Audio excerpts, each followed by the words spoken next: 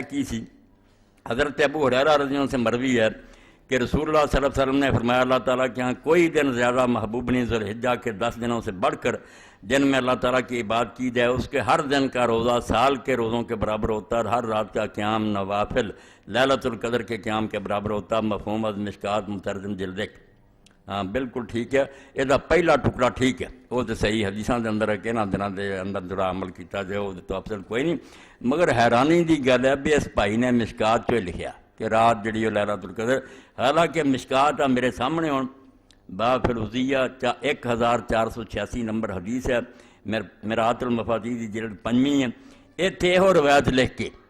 کہ روزہ سال دے برابر ہے، اگے وقارت ترمذی اسناد ضعیف،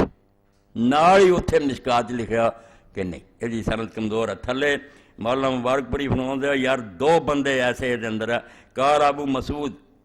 ابو داؤد مسعود لیسا بذاکا والنحاس بن قام ضعیف کما فی التقریب ضعف ابن معین ونسائی وغیرہ، فل حدیث ضعیف، یہ نہیں بیان کرنی چاہیے لیلۃ القدر والی جڑی سال دے روزیاں دی۔ باقی پہلی گل ٹھیک ہے کہ انہاں دنوں جو بھی عمل کیتا جائے اللہ تعالیٰ نے بہت پیارا اور مقبول ہے، وہ بخاری شریف وغیرہ چاہیے۔